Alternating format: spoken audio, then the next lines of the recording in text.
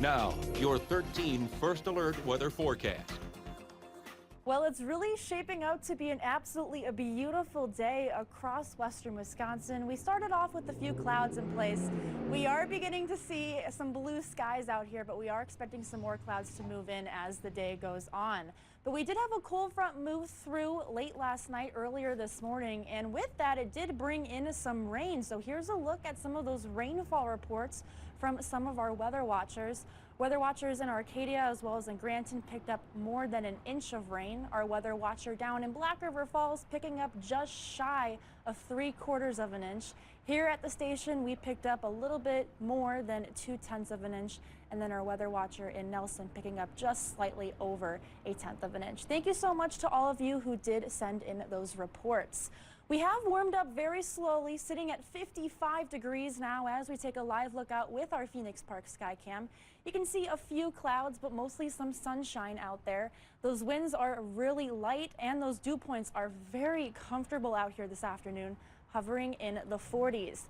Turning the page to the rest of the week, we are doing a complete 180 from last week. Temperatures are expected to be in the 60s through at least Thursday, closing in on near that 70-degree mark as we move into your Friday. There is a possibility of a stray shower later this afternoon across portions of the area, but I do think most of us are going to be staying on that dry side. Otherwise, the rest of the week is looking relatively dry as well. And we are looking at those light winds that will be in place thanks to surface high pressure. You can kind of see where that cold front is laid out across the area this afternoon. Many places in southeast Wisconsin still hovering near that 80-degree mark, 77 in Milwaukee. But across our neck of the woods, those temperatures are in the mid to upper 50s. Across the upper Midwest, you can really see that effect that cold front had. Many places in the Dakotas, they woke up this morning with temperatures near that freezing mark, still struggling in the 50s. And then you have the 80s the further south you do go, near the Chicagoland area. So a very powerful cold front. That front continues to push off to the south and east this afternoon. And we do have an area of high pressure that will build into the region as the day goes on. And that will lead to decreasing clouds later tonight. Again, we can't rule out the possibility of a stray shower as the day goes on, thanks to, of course, that front and an upper level disturbance that'll be further to our north in Canada. That could provide enough lift in the atmosphere for a few isolated showers.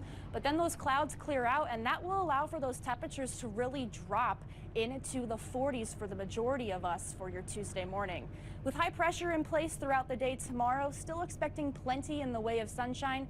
Temperatures will be a little bit warmer. As we move into Tuesday night, though, that's where many places will drop into the 30s. And some places could be waking up to some patchy frost, so something to definitely keep in mind. Still continuing with the clear and sunny conditions heading into your Wednesday. Over the next 3 days in the Coulee region, again, a better chance for some showers further to the south. Temperatures slowly warming up into Tuesday and Wednesday. For tonight, we're down to a low of 41 degrees with those winds relatively light, turning out of the west.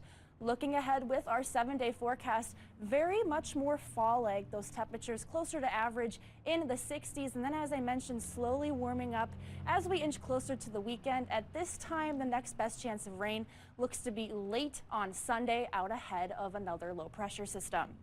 And today's Sunshine Award goes to Linda Lundy. This is from Carrie Connellan. Carrie writes, I dropped my driver's license on the bike trail near Caryville and Linda found it. She took time out of her day to mail it back to me right away. I am so glad for her kindness and, of course, to have my license back. Thank you, Linda. If you would like to nominate someone for the Sunshine Award, you can send us an email or head over to our website at WEAU.com.